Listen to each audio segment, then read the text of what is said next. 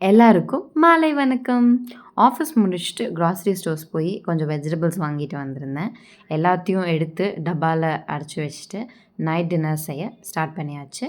இப்பவுமே தோசை, இட்லின்னே செய்றோமே, ஒரு சேஞ்சுக்கு நம்ம ஏன் இன்னைக்கு பணியாரம் செய்யக்கூடாது அப்படின்னு சொல்லிட்டு, இன்னைக்கு பணியாரம் தான் செய்ய டிசைட் பண்ணியிருக்கேன். பாதி வெங்காயம் ஒளிஞ்சிருக்கான் பயபுள்ள.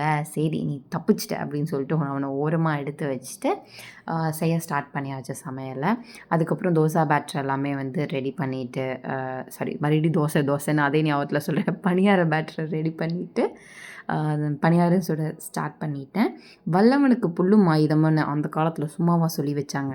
நம்மக்கிட்ட வந்து குச்சி இல்லன்னா என்ன பணியாரம் எடுக்கும். ஸ்பூன வச்சுட்டே நான் பலவிதமான வித்தைய காட்டுவேன் அப்படின்னு சொல்லிட்டு, அத வச்சு தான் வந்து எடுத்துக்கிட்டு இருந்தேன். அப்புறம் நைஸா வந்து அதில ஒரு பணியாரத்த தூக்கி டேஸ்ட்டு பார்க்குறேன் அப்படின்னு சொல்லிட்டு, உஃப்ன்னு ஊதி சாப்பிட்டுருந்தேன்.